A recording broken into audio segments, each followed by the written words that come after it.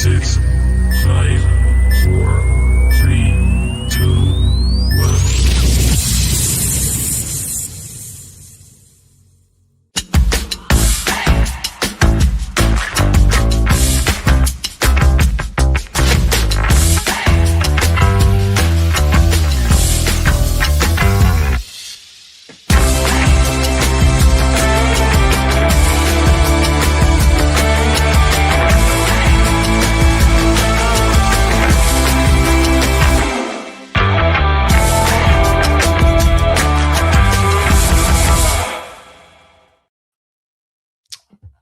Good evening, everyone, and welcome back to Through Black and White Eyes. Not sure why that's happened. That is weird. Hey, there we go. Something. I've been playing around with things, trying to get things sorted for the show, because I do prep for these shows. VAR robbed us again. Thought we were going to have 3 points in the bag for Christmas, so we are here to discuss the 2-2 draw. Now, I did say 1-1, so I'm actually, got it sort of right. But very, very disappointing how the game ended, which we're going to discuss in depth with Scott and hopefully Dan, who's late, but we'll see. Welcome back Through Black and White Eyes for the review of the game yesterday. Must start by welcoming the birthday boy himself back to the chat. Great to see you again. John, happy birthday, John. I thought he was older than 43. I'm 44. I'm older than him. Crazy. He matured. Better than me. He's a school teacher. I make chocolate. Please like, share, subscribe, hype the show afterwards. It really does help. And we are like a family here, aren't we? Stick to the guidelines and be respectful. Everyone's going to have a different opinion on tonight's events, I think. And it's just good to, be nice. Baz, you shrunk. I shrunk, yeah. It was weird. You were right for 45 minutes. You certainly were. You were right for a little bit more than 45 minutes, but there we go. Right, let's see what happens when I bring the boys in, because I've got a feeling this might go tits up as well. No, it hasn't. Scott, how are you doing? Evening, mate. How's it going? Not bad, mate. You? Good, yeah. Time. Just come back from work. Nice. Good evening, gentlemen. Evening, Dan. So I got to sort myself out with an SJP background now. I was kind of happy sleeping on the floor. I've just been playing about, mate. All good. I love it. I'm house sitting for friends, so I slept on the couch with some not strange dogs, but dogs that were not quite sure about the big guy on the couch. So it was an interesting evening. I love it. Even the doggy pals, nice to see you back in the chat again. We may have some Malcolms in the chat as well, gloating a little bit soon. Maybe not. I don't know. They could gloat as much as they want. They are top dogs of the Northeast for Christmas, which is the first time they've been able to say that in a decade. Yeah, a decade. So there you go. Yep. So, every dog has its day. Or cat. Good one. Talking of cats, next year, every Monday, we're going to try and get a banter show going between the two channels. So it'll be on Stu's channel first of all, then it'll come to ours. Then, a bit like what we do with the All Brothers. And we do have an All Brothers episode tomorrow night as well on the channel. So I'm looking forward to doing that and getting Martin back on because it's been a while. No doubt I'm going to get hammered off Ed because he just likes to do that. But we've got a thrilling game to talk about. Absolute thriller. The first 45 minutes were absolutely superb. So we'll dive into the action because it was almost straight off the bat, wasn't it? 4 minutes. Yeah. Anthony Gordon charges down one of their midfielders, not once but twice. Yep. Wins the ball back. Ball's then spread out to Murphy. Murphy with a beautiful cross to the back post, by the way, right in that corridor, certainly. But the great thing about it as well, even though Anthony Gordon won the ball almost on the halfway line, he got himself straight to that back post. Yeah. And that determination from him was superb. He probably should have scored. The keeper pulled off a great save. But the great thing is Voltamado was in the right place at the right time. So we have two foxes in the boxes now, one on the bench, and he smashed it into the roof of the net. And that set the tone for the first 45 minutes, didn't it, Scott? That goal was just superb. I mean, What we needed after last Sunday. 100%. And like you say, Fox in the box, Armada, just to really start sticking them in again, get his confidence levels up, make him feel good again. Brilliant. And Dan, I was a bit surprised that Murphy started, and we can see why he was included. With Agreed. Yeah. I think again, it goes back to what we've talked about the last couple of episodes. As a Newcastle fan, from birth, he knows what it means to get geed up for this, and I think he knows his performances have not been 100% over the last several games, so he can understand why he's on the bench, and he knows that if he's given the chance to start, he's got to give everything he's got, and he did that yesterday. I mean, he was flying yesterday. Absolutely. So I think my favorite thing about the Voltemata goal was his delayed celebration. Yeah. He kept looking back to make sure that, there wasn't an offside flag, there wasn't anything. And then there was that subtle up to the Lees' corner. I thought that was brilliant. And then he did it. And then, we got the custom, W and everything like that. But I mean, his whole slow roll, like, ta-da! it was fantastic. All in his time. He's so pantomime, isn't he? Yeah. Yes. Yeah. And the big goofy smile. So Yes. I want to remind everybody of that smile later, because one of the post-match interviews was so much fun. So go ahead. Yeah, was that the one with Peter Crouch? With Crouch. Yep. Great. That was fantastic. It was very good, to be fair. Did the goal come before the Ramsey tackle, or did the tackle come before the second goal? I can't quite remember. My brain's gone to mush. But we'll talk about it. It's a big talking point in the first half. I mean, this challenge. I mean, look where the ball is. The ball's gone. Yep. And Ramsey and this is very similar to the Simmons challenge on Virgil van Dijk. It's also very similar to other challenges earlier in the season that have also seen a straight red card, and he was already on a yellow, wasn't he? Was he already? Or did he get a yellow for that challenge? There was many yellows. I can't remember. It was like an episode of Oprah yesterday. You get a yellow. You get a yellow. You get a yellow. Unfortunately, nobody got a second yellow, and that's what we were betting on. So I know. I only put a couple of quid on it, but I thought there'd be a red card in the game the way it was going. But I'm looking for you, Beth. Yeah, I'm looking for it as well, because when did Garnacho get his yellow card? Does it say? He definitely got a yellow. I know he did. I just can't remember what time he got the yellow. I'll find it. Does it? You got to go through the whole insights analysis. I'll get it. I know where it is. But even though if he is on a yellow and he's got a yellow, that's a red, Scott. I mean, VAR. He's got to go, hasn't he? How has VAR got it that wrong again? Just don't get me started with VAR. Well, there's no consistency, is there? No, there is no consistency. This is 2 in 2 weeks, because we had the one on Miley as well against Sunderland. Yeah, that was very similar to this, and even the Sunderland fans said, on their show, they thought he was an absolute lucky boy. The Ramsey tackle, the Ramsey foul happened in the 27th minute, so it was after the second goal. Right. And Garnacho did get a yellow card for that foul. He got a yellow card for this foul, but he didn't get a red, which is what. Correct. Again, I mean, I had to watch it a few times to actually see it, because I was so engrossed in the football match, to be fair, because it was a great 45 minutes. But that's a red card all day long. Yep. Especially when you compare it with other challenges elsewhere in the league so far this season that have seen similar reds. Yeah, absolutely. We'll talk about the second goal because, well, actually, was that again? There was before we talk about the goal, I want to talk about Gordon's chance, because he should have scored that one. He was a man possessed yesterday in that first 45 minutes, but when that volley came to him, I mean, this is when a Chelsea player was down inside the wrong box. We wouldn't kick the ball out. We waited to see him get up, and the referee said, "Look, it's not a head injury. Play on." So we did.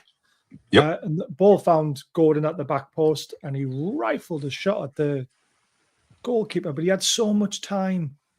And I'm thinking, why hasn't he picked his spot and he's hit it straight down the goalkeeper's neck, which allows him to save it, Scott? Because I think if he puts that either side of him and just controls it, that's 3-0 at the time. Yeah, he just needed to take an extra second, didn't he? Take a breath, compose himself. Head was going a mile a minute, I think, but yeah, he should have buried it. He was unbelievable. Dan, Well, and looking at for me, Baz, looking at the commentary from yesterday's match, that's 3 attempts by Gordon, and all of them crossed by Murphy.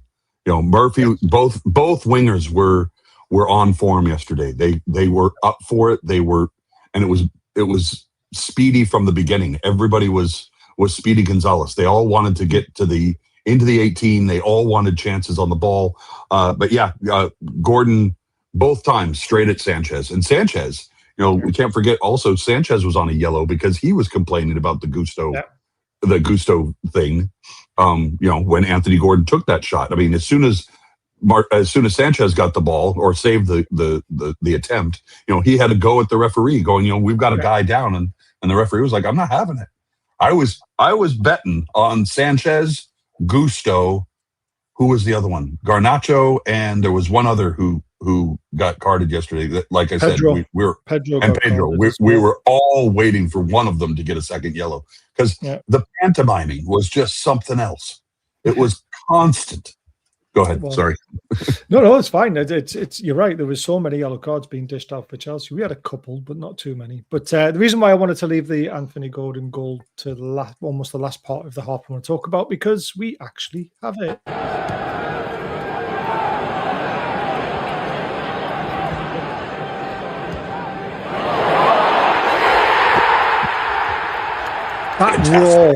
The raw is unbelievable, isn't it? Now, when we won that free kick and I saw Gordon hugging the touchline, I noticed they only had one player on him.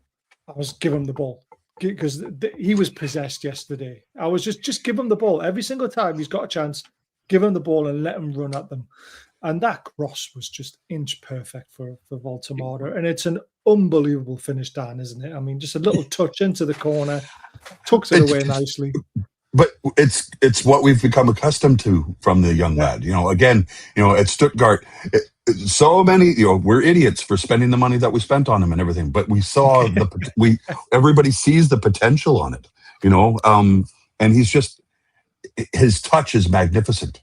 He can do so many. There you go. And the ball hits the goal. It's like sheer goal. Voldemort. It was. The touch was superb. The cross from Gordon was absolutely stupendous. But all Voldemort saw the ball coming in, and he was just like, I only have to tap that, and he did. I mean, it was a tap in, but it was a volley. It was because his foot was in the middle of the air. But all he had to do was just nick it with the tip of his foot. Yep, just guided it. It was perfect. I mean, those two yesterday were on the same wavelength. Yeah. It was Murphy, wonderful to watch. Like you mentioned quite a lot of times with Murphy getting the balls into the box, everything just seemed to click for that 45 minutes, didn't it? And Scott, I've seen strikers miss them, put them wide, or get too much of a contact on them and put them straight into the middle of the goalkeeper. That was just the perfect touch. You know what it was? It was like a seasoned, it was something that an older striker would score, isn't it? Like a proper, I'd hate to say his name, Michael Owen or a Shearer or a, Les Ferdinand. I mean, Les Ferdinand, being there and just happening, like you see, just guided in, beautiful. Yeah, absolutely stunning goal, and that put us 2-0 up, and we were all dreaming. And like I say, the Gordon volley puts us 3-0 up. That's the end of the game. But we've got to talk about Gordon for a little bit, because that first 45 minutes. I know. That's fantastic. I had to do it. I had to find what a movie that is. One of my favorite films, but yeah. Do you know that? You know that film's a remake? Is it? There was the original version of it had starred Scott Glenn from Backdraft and all kinds of other things in the Creasy role. It was back in the late 80s, early 90s. But yeah. But the version with Denzel Washington was magnificent. Yeah. I mean, I love Denzel Washington. I've probably seen almost every film he's made, to be fair. Yep. I went through a period of just downloading everything. I just typed in Denzel Washington movies and watched every single one of them from start to finish. Yep. Very sad, but he's so good. He is. And that movie was amazing. But Gordon, like I said, every time he got the ball, he was just causing havoc. It doesn't matter where it was.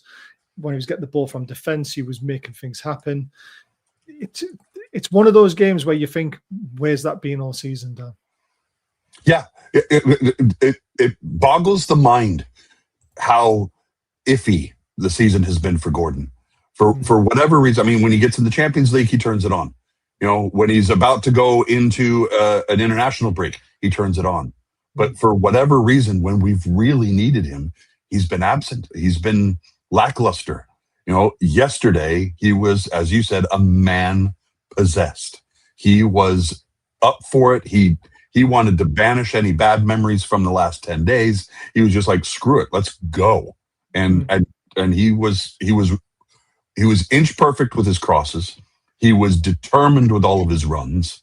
The 1-2 passes with him and Tonali, or him and Bruno, him and Hall, they were magnificent. It was a well-oiled machine over on that left touchline. Yeah, it really was. This is another massive talking point online. Now, for me, people might not like my opinion on this, but it's not a handball. And the reason being is his hand's in a natural position. He's literally a yard away from when Voltemada backheels it. So what's he going to do with his arm, Dan? How is he going to move it out of the way in time? He can't. Yeah. It's physically impossible, and it's ball to hand, like you said. I'm with you in that camp. Yeah, I'm sorry. It's one of those. Again, you look at the what was it in yesterday's match, Liverpool Spurs. Somebody's hands were up in the air, or was it the Arsenal game? I don't know. Someone jumped up, and I mean, it was like a basketball. Try and catch. This is ball to hand. That's not hand to ball. It's not trying to. He is not flagrantly trying to stop the travel of the ball. And like you said, it was less than a yard after it touched Voltemada. There was nothing he could do.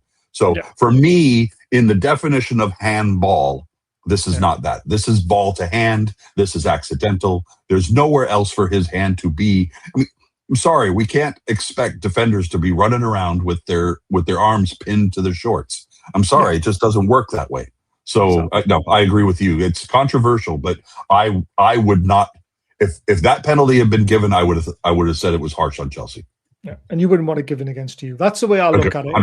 If I the penalty given against me, would I accept that? And this I would not accept, and that's why I made my decision the way it did. It's natural, yes, because if you look, he was trying to turn. I mean, this still makes it look really bad, to be fair, because his head's looking straight at it.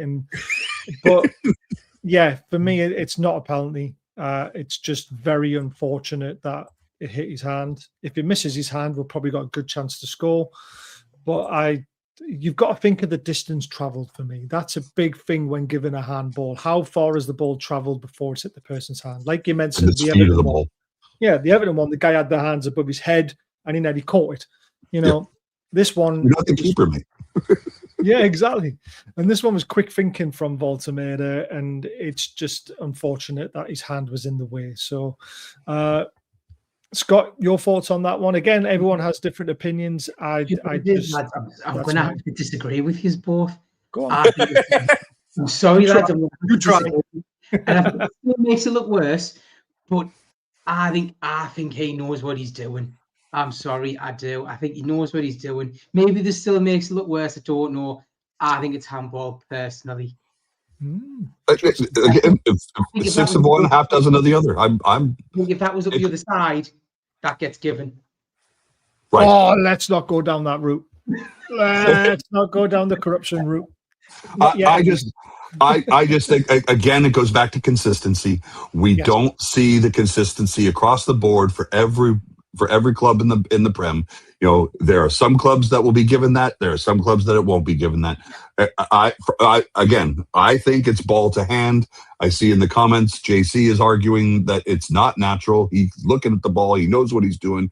And Scott just said the same. It's horses for courses. It is. Yeah. Some of us are going to get it. Some of us aren't. And unfortunately for us yesterday, we were in the aren't category. So there you go. Like I say, distance traveled for me. I think there needs to be the whole handball rule needs to be re-looked at it and rewritten so that consistency again can be given. Again, yes, 100% again. He can't move. There's not enough time for him to move it. That's the problem. So for me, a penalty for handball should be given. If you're looking at this instance, just for this one, for example, the rule should be there should be a certain distance that the ball's had to travel, and it should be whether he's making the movement towards the ball or not. So is it a deliberate handball or is it an unfortunate handball? So in cricket, you have, I know it's hard to use cricket, but for me, it's easy to use cricket as an analogy because when you're looking at LBW decisions, they have a system which allows them to show whether the batsman's in or out on an LBW decision, right? Leg before wicket. Now, they use a thing called Hawkeye, a bit like tennis, but they also have a degree of where things might be a little bit grey, like a grey area. So if the ball, say, doesn't pitch in line with the stumps, I know Dan hasn't got a clue what I'm talking about here. I was looking at my phone because I have no idea. Well, for me, if I had the picture of Hawk, I should have loaded up a picture. If 50% of the ball is not pitching in line with the stumps, they don't give it out.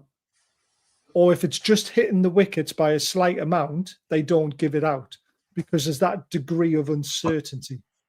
And that's what we need in our handball rule, that the distance travelled, what sort of distance could you give a player a chance to move his hand away from the ball? Is it 1 yard? Is it 2 yards? Is it 3 yards? If he's within that proximity, it shouldn't be given as handball. I'm just, Baz, I agree with you that the handball, Shearer has said it on The Rest is Football. He's like, I don't even know what a handball is anymore, because the consistency is not there. If we get to the point where we're using a Hawkeye technology or something like that to judge handballs in the box and everything, we've lost it. I am a big fan of the goal line technology. I love that, but I am so sick to death, and it went in our favor yesterday. The second Voltabata goal, was almost chalked off for offside. And you're sitting there going, crazy. But I mean, the human eye, I'm looking at it going, he's onside. But of course, they were bringing out the laser lines and all that shit. And they're just sitting there going, at what point does the romanticism of the game go out the window because everything has to be tracked by a computer now? So it and that went down. The system went down, didn't it? The automated offside system went down when he scored that goal. That's why it took so long. Okay. Well, because I had to go back to the old way of putting the lines on and things like that and determine where. I mean, we could see from the naked eye he was onside. Yeah. I always go back to, and I said I wouldn't use his name anymore, but I always go back to Isak's debut against Liverpool when his second goal, I think it was his second goal, was chalked off for offside because his armpit was offside or something like that, or his knee was ahead of his toe or something like that. It was just that was crap, absolutely crap. You have to give momentum to the striker. The striker's not going to run from a standstill without leaning forward. You have to give the human body has to have the momentum to go forward, and for his knee to have been adjudged to be ahead of his toe or something like that, it was crap. It was just a crap decision then. So I get passionate about this crap because I've been watching football for a long time, and I'm so sick of everything having to be judged by a computer camera or something like that, where millimeters are what's being used, and it's just there's no human error in it anymore, and it's just taking the fun out of it for me. Yeah. Now, the only reason why we were happy about VAR not in the Fulham game is because Tonali would have got a red card. Yeah, probably. Yep. I mean, that elbow. But we're not talking about that match anymore. We're in the semifinals. So we'll keep going. Yeah, exactly. I want to go back to this one. No simple ball to hand or hand to ball, doesn't matter. Penalty. You're making it too difficult. So that means if we go back to the Paris Saint-Germain game, when we're talking 2 years ago away, when the ball hit Tino's hand, it's handball. It's a penalty. Yep. But how harsh was that to take? So there you go. So no, there has to be a deliberate attempt to handball the ball for me. Like the one, I don't know if you remember like Stephen Taylor, 15 years Stephen ago. Taylor. Suarez on the line in the World Cup when he punched the ball off the line and got a penalty and sending off. That is handball. Thierry Henry against the Republic of Ireland. Yeah, handball. You know what I mean?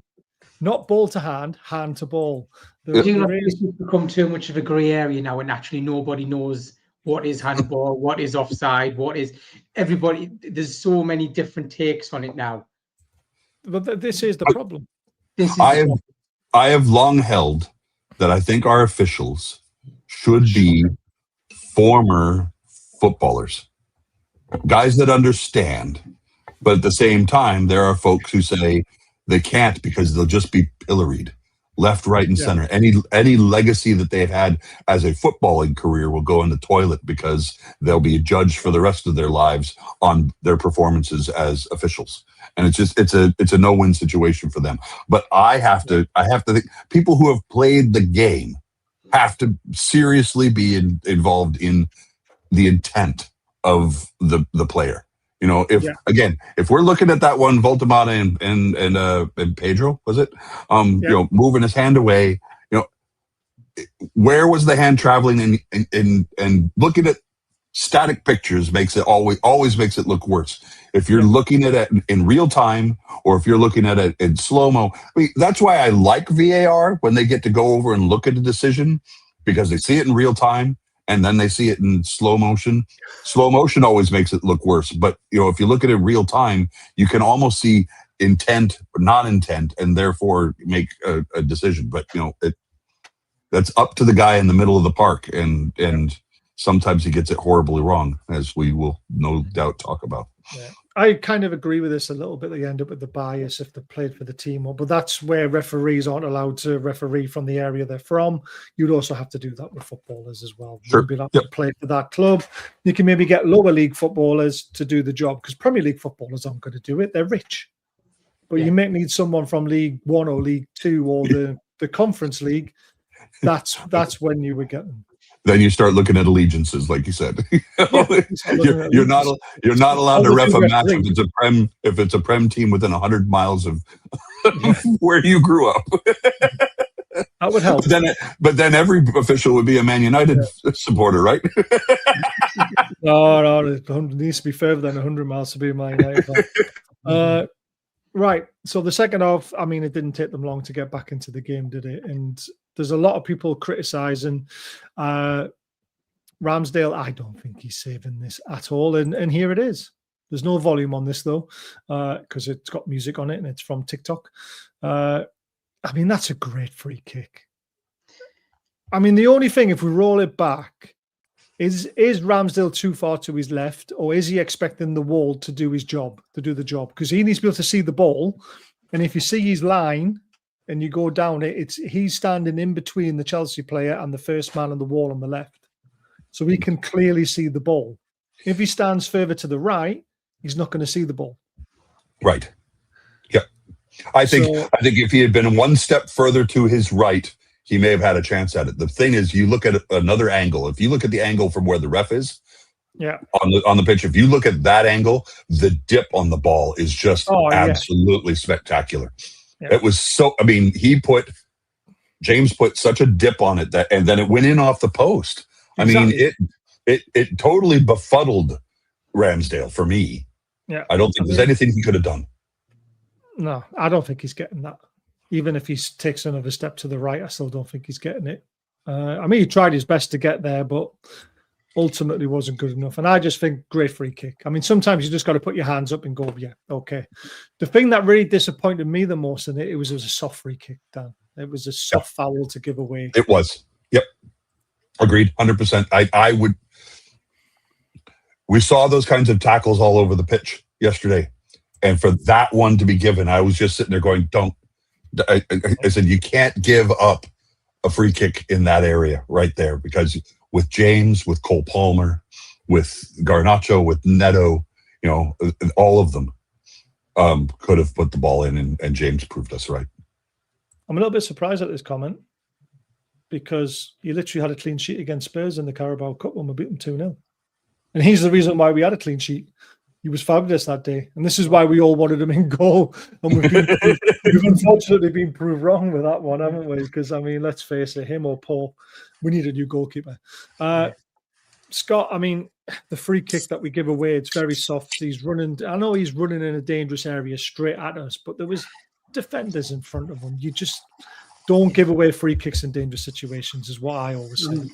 I'm going to go with Dan on it. It happened all day. It was soft. And I don't think any keeper in the Premier League is getting to that free kick. You've just got to hold your hands up and say, do you know what it is? What a fantastic free kick that was. Yeah. I said out loud in the pub when it went in, I said, that's why Reece James is that's why Reece James is an automatic first pick for right back in a World Cup squad. Oh, 100%. You look at that. That's a dead ball specialist. But the great thing about Reece James as well, he actually started in midfield and then he moved to right back when they had the injury. He's so versatile. He is such a baller. He really is. Chelsea are very, very lucky to have him. Yep. I think he's unbelievable. We need a dead ball specialist. Yeah, I mean, if I could, and I'm going off topic here a little bit and I apologize, but if I could sign 2 players in the January window, money wasn't an issue, who they were playing for wasn't an issue, we could just sign them. It would be Reece James and Morgan Rogers. They're the 2 players I would get straight into our team. Morgan Rogers is a baller. He really is. Can we swap Jacob Ramsey back as part exchange? Yeah. We'll just get Eddie on the phone. We'll get the receipt, mate. Don't worry about it. Same thing. We'll give you the Langley if we can have Elliot Anderson back. We'll even 400 for you if you want. Yeah. We'll talk more about Elanga later. Oh, yes. Then the disappointing thing comes, we concede again. Now, there's a lot of people saying we should have made the substitutions earlier. We were planning on making them. They were stripped on the bench. They were ready to come on. He just didn't get them on fast enough. I don't think that's any fault of Eddie Howe. This is what I'm really angry about. And even if I could roll this back a few frames, Gordon puts a cross into the box. That was pointless because there was nobody in the box and the goalkeeper picked it up so easily. Yep. Then the other thing is, when the goalkeeper gets the ball, why isn't there a Newcastle player slowing the goalkeeper down? Yep. Then when he kicks it, why is Chow one-on-one with Pedro? Yeah. I was sitting there. I said the same thing. I said Chow's been left. He's been hung out to dry there. Cher was way too far up pitch. And then you could see him and his 34-year-old legs yesterday, since it was his birthday. His 34-year-old legs were not fast enough to get back to help Chow. Chow was befuddled by the ball's travel, and Pedro got to it, dummied him, and then he was off to the races. And Chow's a speedy fella, but he's not the fastest guy. No. Me personally, I think he was left hung out to dry because there was nobody back there to help him. Yeah, and there's a couple of things when it unfolds. Is for me, he should have went to win the header, which he didn't. He let Pedro. Yeah. He must have lost the flight of the ball. Yep. Then when he slips, that's I was just head in hands going no. But the problem with it as well is Miley is the next player closer to Chow. He did not break his neck to get back. He did not. He thought Chow was going to deal with the situation. And when he slipped, you could see Miley's body language sunk because he knew they were going to score. And he knew he could have been back there helping and he wasn't. Yeah. And that's the only mistake he made all game for me, for Miley, was that he didn't get back in time. And for me, I'm looking at the lad going, he's played now, nearly 90 minutes, 3 games in 7 days. I just, and out of position, a position that he's not. I mean, he proved yesterday that he is much able a right back as we've got. But I just, there's a lot of yesterday as we got further and further the game because of the intensity of the first 20 minutes. Our guys were knackered. And they were able to bring on fresh legs, and we brought on fresh legs that sadly, we didn't. This was see the what we 65th minute, and Yep. Miley still had a lot of running in him for me. He's had an excellent game.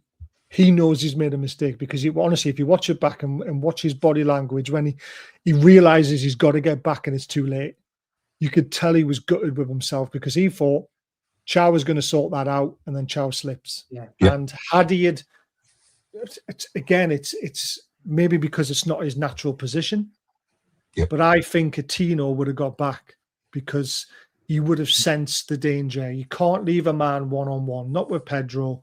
And as good as Chow is, you always want to double up. So for me, the first mistake is why is Shaw so far away?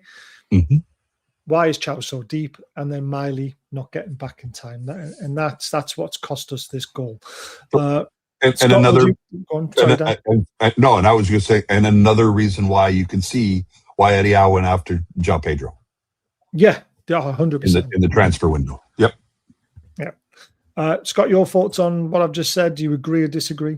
I agree with that. I think the only thing is what we missed is, like you said about the keeper, Callum Wilson would have been in front of him, not letting him make that quick move. Or Marder needs that little bit of insta about him to go, do you know what? Just get in front of him, don't let him play that ball straight away. Callum Wilson was a perfect shithouse for that one. Or even Joe Linton, just get in front of the keeper and just give him a couple of minutes of just, you're not getting, no, you're not playing that ball quickly. And maybe we should have started at the keeper, slowing him down. Oh, 100%. And the other thing that really winds me up as well is our fans, right? We're sitting too deep. We're going to get caught. We need to get out. Then when everyone's high up the pitch, by the way, because Lewis Hall made an overlap on this and he never got played in, people were then screaming, why are we so high up the pitch? You're damned if you do and you're damned if you don't. It's absolutely 100%. Ridiculous. It's like, come on, guys. I mean, at the end of the day, this was just unfortunate. And it pulls it back to 2-2. And I got no complaints. My head sank when I saw Chow slip. It was as simple as that. Well, kind of like when Steven Gerrard slipped, several years ago. Exactly. It was that kind of you could see it happening, going, oh, crap. Yeah. Oh God, that hurts, that one. So before the substitutions, though, there was a big penalty shout. And this is the only penalty I think that should have been given in the game. I know people think there's another one. I don't. Some people think there was 4, but not for me. But it's this one. Now, I wish I had the video for this because it shows the intent from the player was not to play the ball. Now, they put it down as shielding. Right? Now, the definition of shielding is when a defender gets his body in front of the attacker and in between the ball, and the ball rolls out to play for a throw-in or a goal kick. Watching a player run from 5 yards away to batter ram Gordon, and it's not side to side, he's actually in his back there with his shoulder, and fling him into the boardings, that is not shielding. And he's very close to the ball with his foot. Had he touched it, we could have said, fair play, he's got the ball. But he never touched the ball. And that, to me, Scott, is a stonewall penalty as they come. It is stonewall, isn't it? The thing is, Gordon didn't even see it coming. I saw somebody say that Gordon needs to be stronger, but he doesn't even know he's coming. Like last week against Sunderland, these are big lads going in. Gordon flew 5-6 feet in the boardings. How does VAR not get that? I don't know.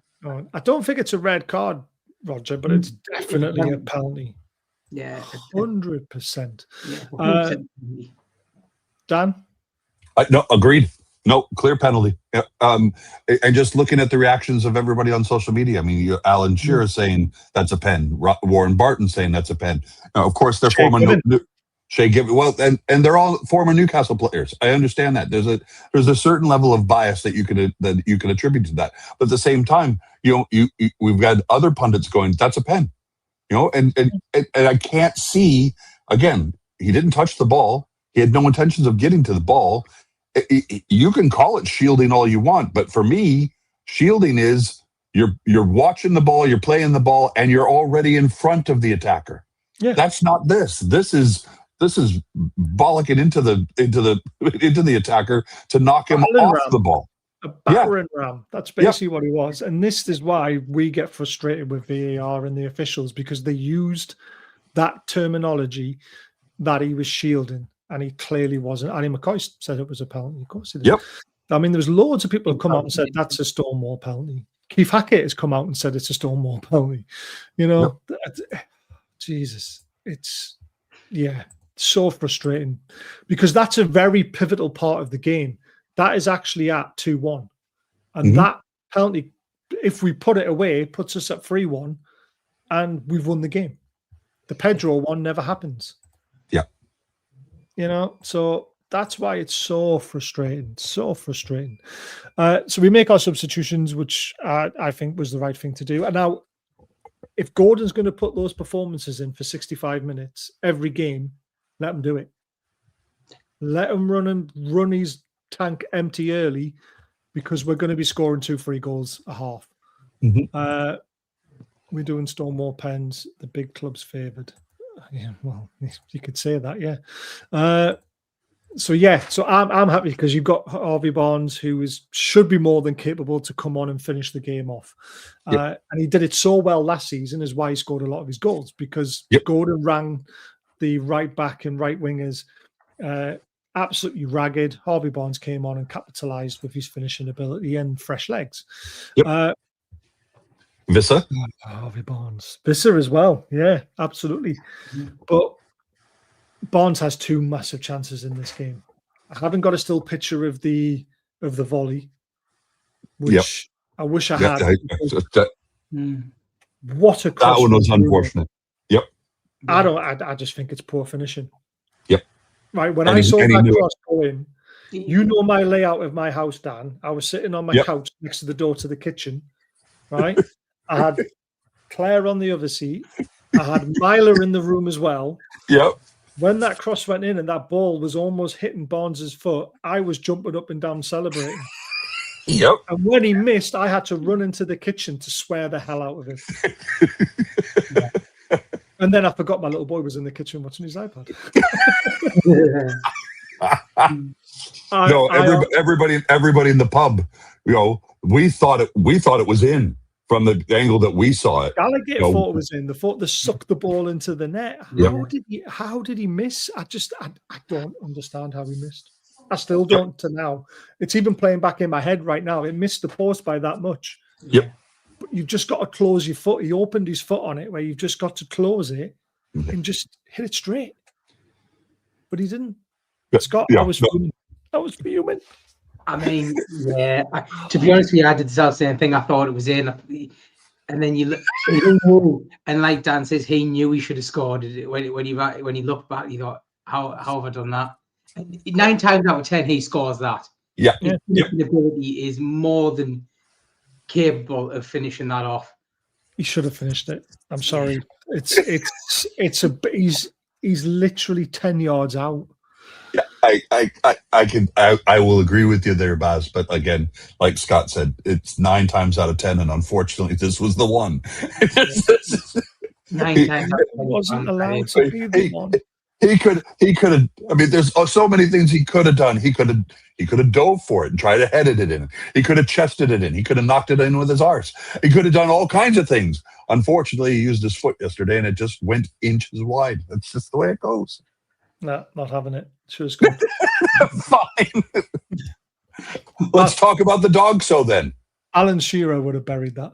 Anyway, very quickly though, don't forget we do have a membership to the channel, which gets you a entry into the prize draw, which we have done. I had to redo one of them, which Ed won. So Ed and Sparky are going to get the $40 gift cards. All the information has been sent to Spinny, so they'll get them soon. And obviously, Spinny is a great sponsor of the channel. 20% off using code BAS20. Link is in the description.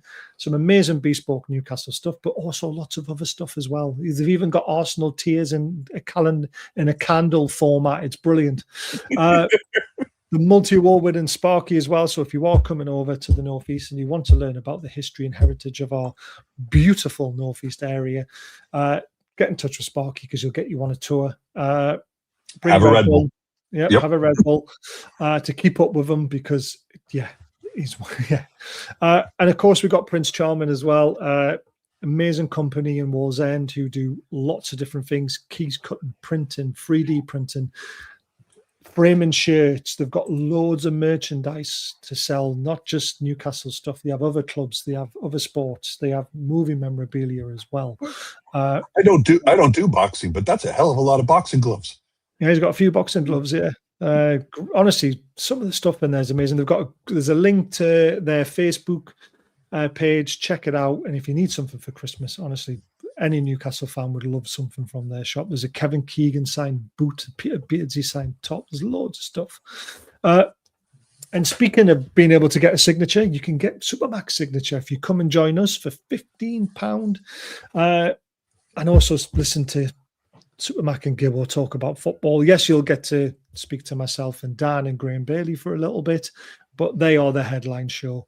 And them two, when they get together, they're amazing. And also lots of cheap drinks at Newcastle Benfield Football Club, who have sponsored the night as well as Prince Charming, and they're allowing us to have the venue for free.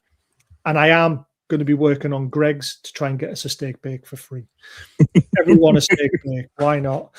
Here's the QR code. If you scan that, that'll take you to the link to buy the tickets. It's all done through a website, so all the money goes into that. When the money then comes to me, it then goes to the two charities we're supporting, which are the Butterwick Hospice and Azure, who are both Gibbo's and Graham Bailey's charities of choice. And every penny's going to charity. No one's taken any money out of this, which I think is absolutely incredible. Right, back to the action, because this is another one that's been going around for a penalty. I don't think it's a penalty, and I'm going to tell you why. You can disagree with me. But the Reece James one. Now, I have had to watch it, slow it down, take the picture at the right point, because it happens in a flash. Now, it's a fantastic move, first of all, because Wissa plays him in perfectly. Yep. There's a couple of things that Barnes has done wrong. Should have took it first time. He doesn't. He controls it with his right foot, and he doesn't control it tight enough. Mm-hmm. And this is why Reece James has somehow managed, a bit like, remember the Miggy one against AC Milan? Mm-hmm. A bit like that. Reece James has come from nowhere, and he stopped Harvey Barnes from scoring. Now, the only way this shielding right there. No. yeah. But he has got himself in front of the defender and in between the ball to allow him to not foul the player to make it a penalty. Yep. The only way this becomes a penalty, and it would have if Harvey Barnes decides to control the ball with his left foot. Yeah. Because his left foot would be his standing foot, and Reece James would have went through that, and it would have been a penalty. But for me, Harvey Barnes has got to take this first time, Scott. He really has. Yeah. I mean, to me, this is a world-class challenge, this. I mean, it's not a penalty. It's a world-class challenge. I've got no problems with this not being a penalty, me, personally. Yeah. Dan? I agreed. No, I when I saw this one in real time, I said that there were several in our group who were like, that's a pen. And I was like, that's not a pen. That one's clean. There's nothing there's so many things that Barnes could have done to control the ball that would have made that a PK. The fact that he wasn't in control of the ball and Reece James is able to put himself between Barnes and the ball to make that stop. That for me is the decision maker. Yep. Yeah. And the other thing why it's not a penalty is nobody else is talking about this other than our fans. Yeah. No ex-professionals have come out and said this is a penalty. This is a stonewaller. If you play football, you know that's an unbelievable challenge. Yep. And Harvey Barnes hasn't complained about it at all. Nope. If you watch the reaction of the players, I think there's only Bruno complains of a potential elbow. but doesn't complain about the tackle. Right. He knows that tackle was perfect. Yeah. No, Gary, I can't put the link in the chat because it's already in the description. And I haven't got time to copy and paste it, mate, because I don't know where to copy and paste it from. It's all on my phone. All the descriptions I do, I actually do them on my mobile. And now, for some reason, since I changed my phone, I now can't even pair it to my laptop to send videos. So I've had to do things the other way around. It's a bit of a nightmare. I have put the link for tickets in the one of the chats In the before. description. I haven't done it in the. I think I've done it. No, I haven't done it in the description. I'll do it for the next show, which is tomorrow night.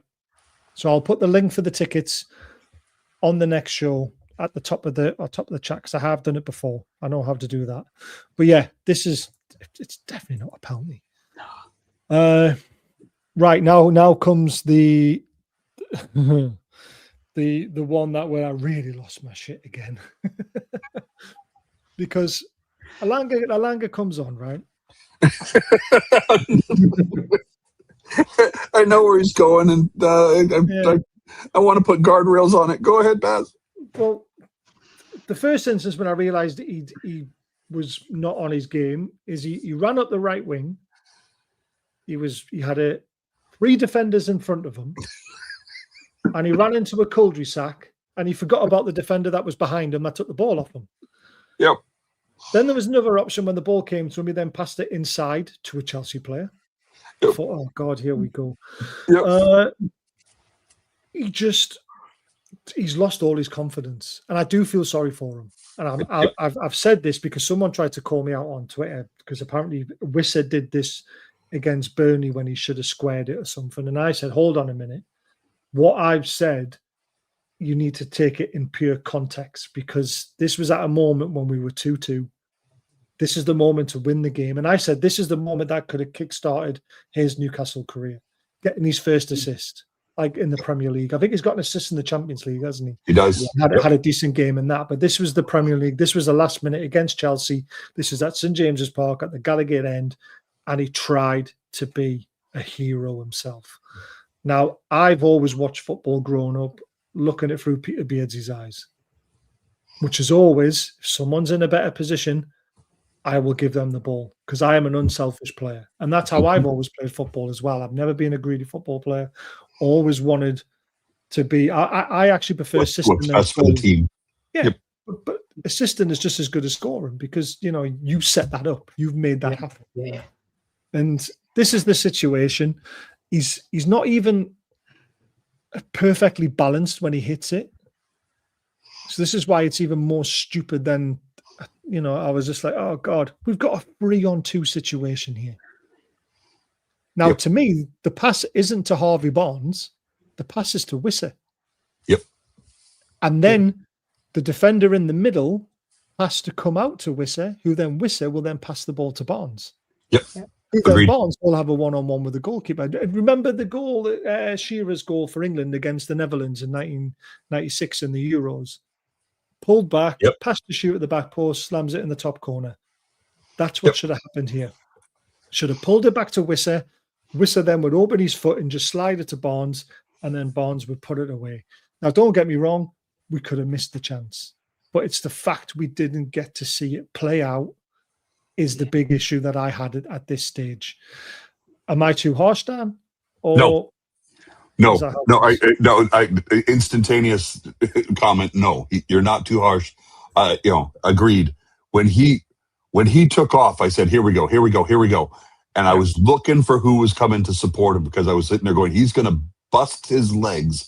He's going to burst his lungs, running the ball up the pitch. And he said, he cannot be the hero. He's got to be looking to assist. So I was immediately looking for who his support was. And like you, I would have seen where's the assist? Where's the assist? And sadly, he wanted to be the hero. And I also feel sorry for him.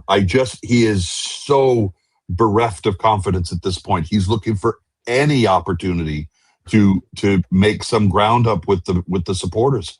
He wants to show why. I think the £55 million price tag is hanging around his neck like an albatross, and it's dragging him down. It's just like, okay, we got We got to help this lad, you know. Yeah. But he also needs to help himself. Exactly. You know, again, I agree with you. I would have been looking to square to Barnes simply because Barnes was already behind the central defender there, behind Chalobah, so he had a better chance at it. But I think that would have given Sanchez an opportunity to square up on Barnes, and given Barnes his opportunities earlier in the match and not putting them away, I would not have been confident of that. So yeah, the choice is to get it to Vissa, who then can dummy to Barnes or whatever. Like you said, we have a perfect 3-on-2 situation here, and unfortunately, the very first player up the pitch is the one who decides to make a hash of it. Be a hero. I mean, he wasn't far away, but No.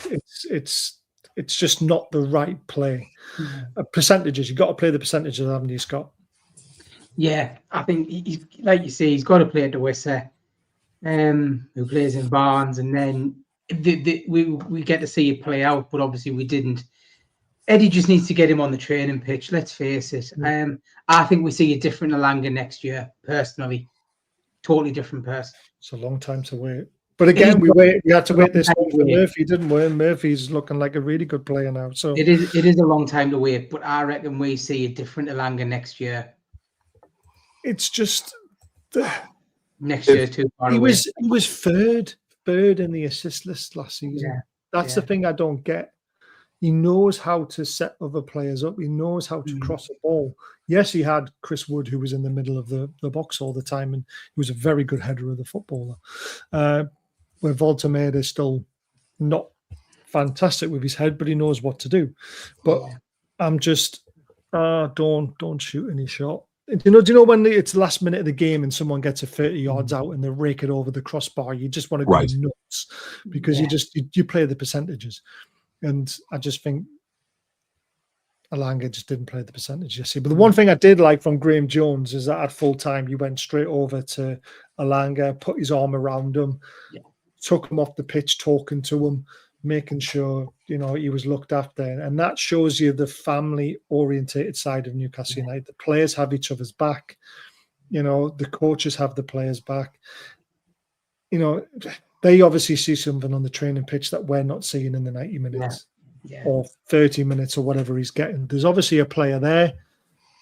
It's just, are we ever going to see it in a black and white shirt? So yeah, I think we will. I think, we've seen it, because we're in 4 competitions this season. Of course, we haven't started the FA Cup, competition yet.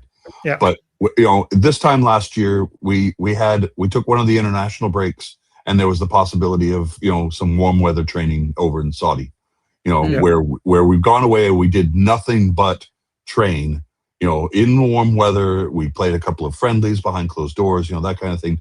But we always saw players when we came back from those warm weather trainings, with a little bit more spring in their step, something more to prove. We haven't had the chance to do that. And as Eddie has said, because of the Champions League and the Carabao Cup and the league, we haven't had any chance to get on a training pitch, because any of those free days that we've got between matches are almost always travel days. They're either going to an away location or coming back from an away location, before we get into the next one. So there hasn't been really any time to get on the training pitch. Yeah. And now that we've got these players that have been injured coming back, you're trying to figure out how to squeeze them into whatever formation or whatever, tactics we're trying to make. And then all of a sudden you lose a player like a Tino Livramento or a Sven Botman. Eddie has got to be every day banging his head against the wall. That sign that I used to have hanging in my office that said, bang here for stress relief. He has to have one of those signs. Maybe I bring it with me in February and give it to him and say, here, you got to have this, because he is doing, I believe Eddie Howe is doing his level best to contend with every single thing that's thrown at him. If it's, a suspension here, an injury there, he is trying his damnedest. And after the frustration that he had last summer of trying to get players in who then decided to go for bigger wage packets to other clubs do I believe that, Nick Voltamata was his number one choice? I do not. Nope. I think he was the player that was available that we would be willing to pay for. I think the Isak struggle was befuddling. I think him being in the driver's seat for all of the transfer decision making, him being the mouthpiece for every media personality that wanted a quote. I mean, he has done that's for me why I am strict. I am 100%, 1,000%, 1,000,000% in the Eddie we trust camp, because the man has, for me, far too much credit in the bank for us to even be thinking about dismissing him. And he's got to be at his wit's end at this point. At what point do we see Eddie Howe put in, not a resignation, but I need a holiday here. I'm going to give this to you. I'm going to leave it with Tyndall and Graham Jones. I need a week to go someplace sit on a beach and drink some umbrella drinks and take my mind off of this, because I'm knackered, fellas. Get him in with a sports psychologist. Get Dr. Sharon from Ted Lasso. Let's get Eddie with her. Very good. Very good. I'm not going down the corruption route, but it did feel like we were playing against 12 men yesterday. We haven't talked about the one decision that I really took umbrage with. And you pointed out the penalty for me, the free kick for Dogso against Barnes, where Barnes's arm was pulled back.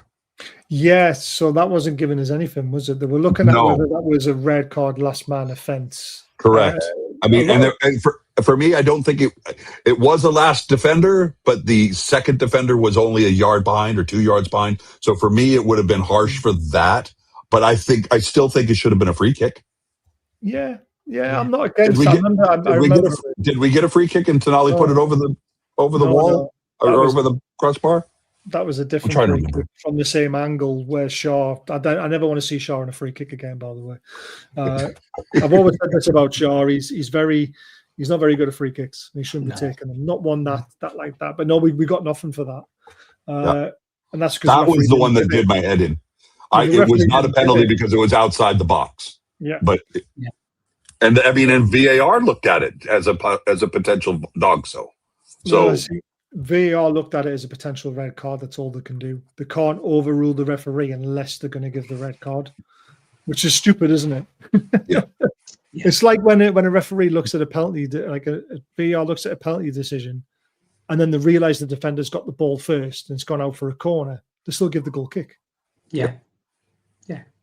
But VAR's just told you it wasn't a penalty and it should be a corner, so just give the corner. So there you go. That's how stupid VAR is at times. Right, who was your man of the match, Dan? Oh goodness. For me, I give it to Lewis Miley. Yep. I think Lewis Miley was fantastic yesterday, and as you said, the João Pedro goal was the only mistake I think he made, and he had Garnacho in his pocket. I loved watching that. I'm still befuddled. I want to see. Can someone please put Lewis Miley and Nick Voltabata side by side, because I want to see. I want to see how tall Lewis Miley is, because he has definitely grown in the last couple of years. And just watching, I think he's filled out and makes him look bigger. Yeah. Absolutely, no, but I mean, he looked taller than Chow in an interview the other day, and I'm sitting there going, Chow is 6'4". He can't be 6'5". But I'm sitting there going, looking at our height and everything, and how it's doing our heads in, and why we can't take. Yeah, I agree, Roger. I think he's 6'4", but he looked taller than Chow. Maybe Chow was slouching or whatever. But no, Lewis Miley was fantastic yesterday, and I honestly believe, he could be a potential right back in the future. I want to see him take Bruno's role. Understood. I'm just saying. I'm just saying he is a jack of all trades at this point. Yeah, I agree. Very quickly before I come to you, Scott, there's one here. There, Joe Linton get a run out. Eddie Howe's already confirmed Joe Linton's not even ready for a run out. He said he'll only use him if it's in dying minutes of games, like we're defending corners or we've got our backs to the walls. He'll only throw him on then. He's not ready to play 20, 30, 40 or even 90 minutes anywhere near it. So unfortunately, but he's got his new hairdo for Got Christmas. his hairdo though. His Christmas snow hairdo.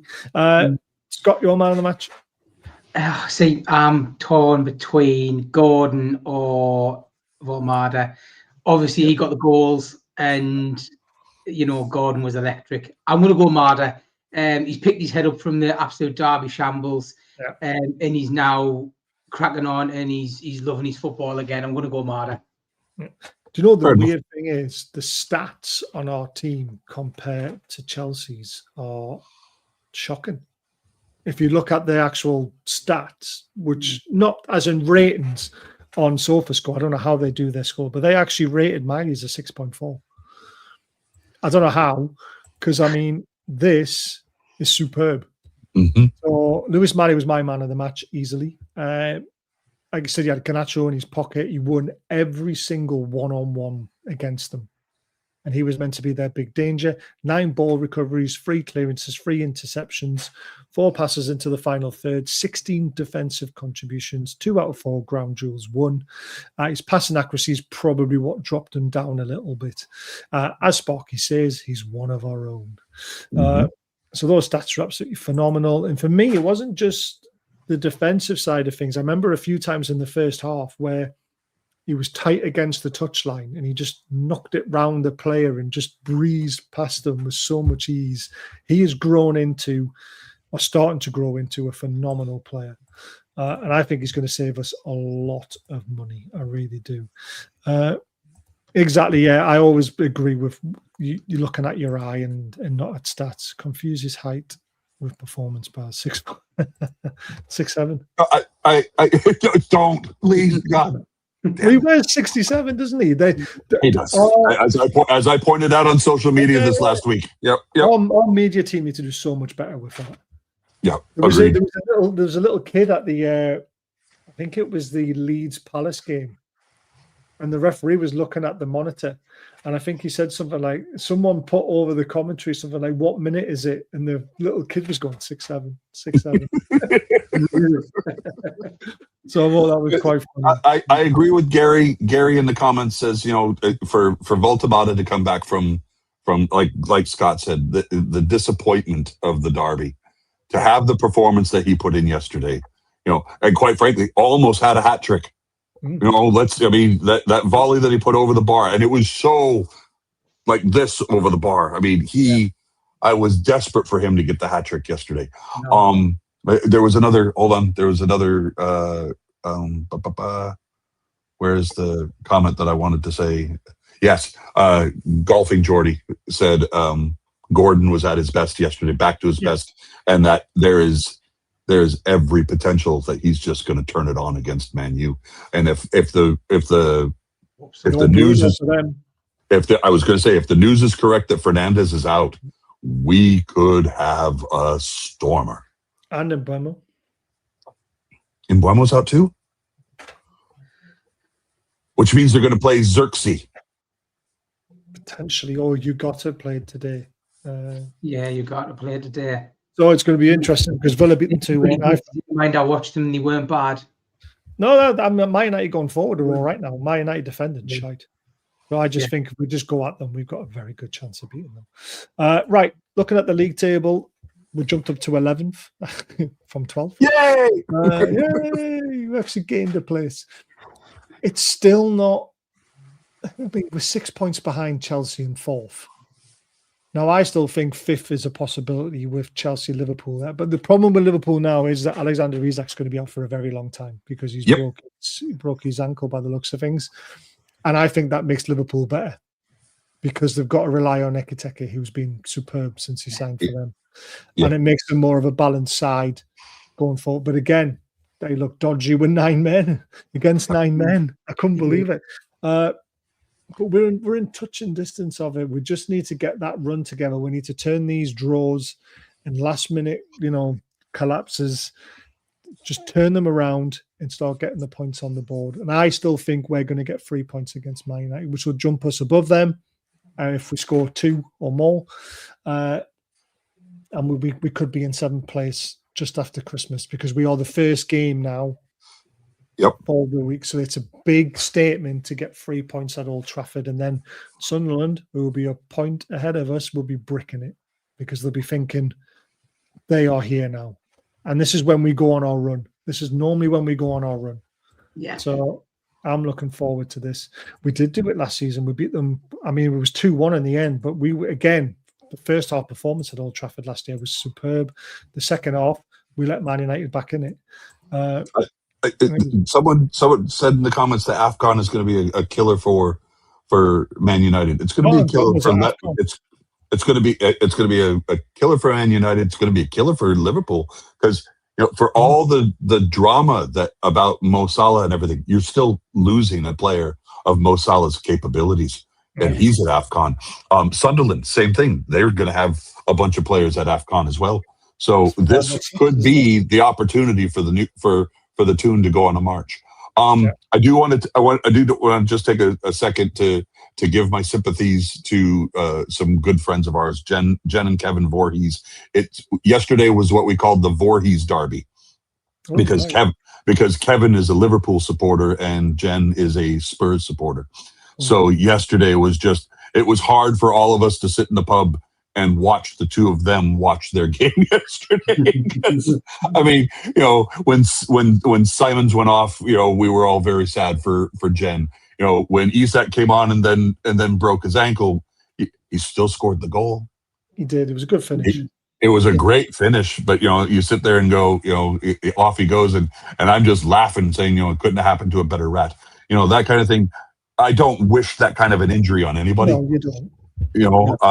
I love it when he's not performing well. When you see him, bollocks a pass or something like that. That's when you laugh at him. I don't take any joy in watching the guy, get carried off the pitch on somebody's shoulders.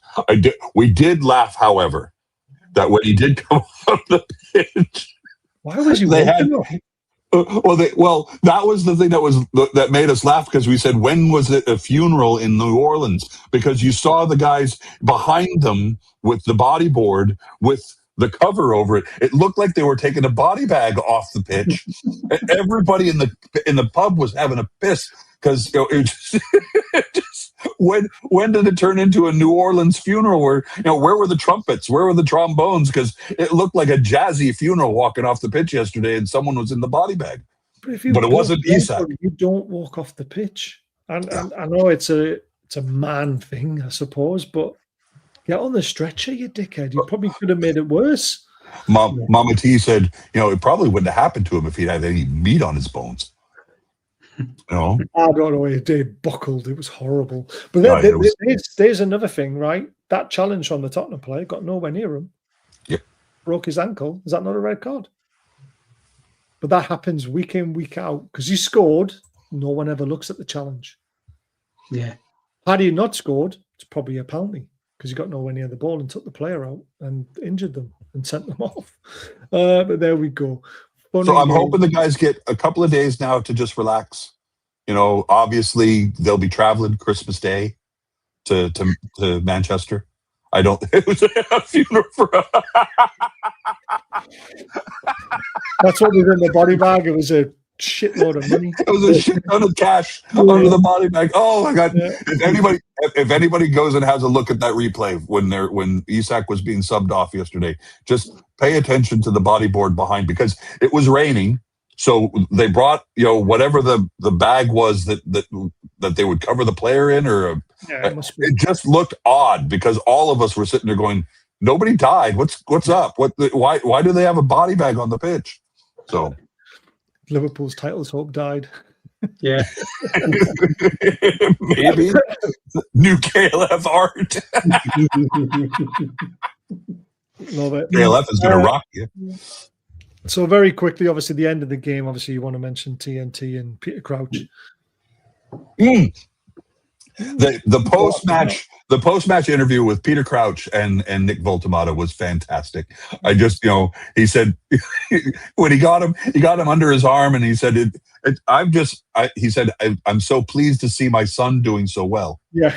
And then for Voltamata to say to him, in Germany, on the training pitch and everything, everybody at Stuttgart, everybody called him Crouchy. because of how tall he was. And I loved them posing for the picture for the one commentator to get out of the way. And it was. I've always been a Peter Crouch fan. I loved his robot celebration. I loved how he could just make a goal out of anything. But he really has turned into a great pundit. He's funnier than he's funny AF. That was also a talk yesterday watching the Leeds match. I think we missed the boat there. We laughed about it. We laughed about it a lot, but that's what 6 games. That's 6 goals in 5 games for Calvert-Lewin now. I was coming into the realization, and he cost them nothing. Yeah, it was the wages was the problem. Of course, and this he wanted $250 a week. Yeah, something like that. Obviously, Leeds have paid it. It was quite funny because he got called out by someone on Twitter saying something like, all these big teams came knocking at the door and they turned you all down. And he said, no, Leeds came knocking. And I went. I thought that was quite a good response to them. But let's face it, he went for the wage packet. We were never going to offer him the money that he wanted because we would have had him as a backup striker. Yep. And I come to the realization he would have actually been an all right backup striker, but it wasn't the signing we were all wanting to see, was it? Let's face it. I mean, yeah. But he's proven everyone wrong. Leeds are playing to his strengths.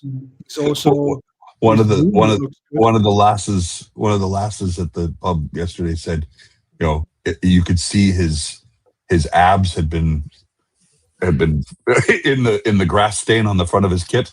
She said you could see his abs in the grass stains. His abs must be like a washboard. Because he went down on his stomach and comes back and it has an imprint of his abs on the front. It was like, okay, lady. I like it. But he's doing well, don't get me. I mean, there's a guy at work who's a Leeds fan who's very deluded, thinks Calvert-Lewin's going to be going to the World Cup. And I'm just like, no. Let's not be silly now. Let's not be silly. Right. Yeah, Grealish again would have been another... See, again, I was against Grealish because of his attitude, but then what I'm hearing and what we're seeing at Everton, there's no attitude. None. It's just the media. I'd have had him. I thought it was a great link. I thought, this could turn into something quite special. I'm a bit gutted we didn't pursue it a bit more myself. My fear there, Scott, was if you bring in a Grealish, what do you do with Gordon? What do you do with Gordon and Barnes? We were already stacked at left wing, and all of a sudden we were talking about that was. I just think he gives something a little bit extra. I don't know. I do like him. I don't think Newcastle might have been the place for him. He likes to drink and he likes the women, the Toon and the women. Might for him, but it's a bit gutted actually. Yeah, wages would be a problem as well. All depends how much Man City wanted his wages covered and things like that as well. I think they were agreed to pay like something like 60 or 70% or something, which is a lot of money. But anyway, my biggest hope for right now is with the January window just days away now. I'm hoping that if we are looking for any cover for any positions, that we are looking for to get him in quick, and that our recruitment team has currently got a want list, and I don't know if Santa Claus is going to bring them the nice and naughty list or what, but I'm hoping that our recruiting team, if we are going to strengthen, that we get them in early, get them bedded in, and get them producing, because I think we're all feeling fairly optimistic. I think the Derby match dented our hopes a little bit, especially because we've lost the bragging rights over the holiday period. We've still got the return fixture to look forward to at the end of March. But I think yesterday's performance, especially in the first half, has indicated that there is a belief in that dressing room that we could do something special here in the next several weeks, and I'm here for it. I'd like to see a goalkeeper come in.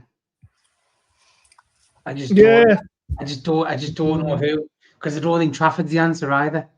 No. I would like to have seen Trafford and be able to see what he could do, but coming in from Man City, watching him at Burnley last season, we were like, that's a keeper. Wow, that's something else. But then he shot the bed for Man City. You know, and I'm sure that's dented his confidence a ton. That guy at Liverpool. Yep. Liverpool aren't going to do business with us, not after the way that deal went down. And again, a lot of us think it could be a goalkeeper we already have, could be the answer, who's out in Spain on loan, who's absolutely excelling at the moment. So, again, interesting. That's all Greek to me. Yeah, it's an interesting topic that we'll have on the 29th of December with Graham Bailey. Who's going to come back on again, and we're going to talk about the January window and see what could happen. I mean, Craig No Hope's already come out and said don't expect much. We've also heard our owners the new CEO come out and say we could spend big in January and not in the summer instead. So let's just wait and see what happens. I'm looking forward to that show. But we will be back tomorrow night with Oil Brothers on our channel with Martin and co. So keep an eye out for that. That'll be 8 o'clock because I'm off work tomorrow, and we'll have a good chat about, well, whatever we fancy chatting about, to be fair. Happy Christmas, Scott. All the best to you and the Devlin family. Merry Christmas. Devlin do. Happy Crimbo to you, Bass. I'll see you about tomorrow night. If I can make it work, I'll do that. Awesome. We'll see what happens. Take care, everyone. Just don't forget, last words, 2-2 draw isn't the worst result ever. Yes, it's frustrating. We were 2-0 up, but again, Chelsea are a great team. They have spent over £1 billion on putting their squad together, unlike ourselves. And we're still in the hunt for that top 5. We're still in the Champions League. We're also in the semi-final of the Carabao Cup. What's not to love? Right. If things were easy, it wouldn't be Newcastle doing it. It's as simple as that. Right. Good night, everyone. Good night, everyone.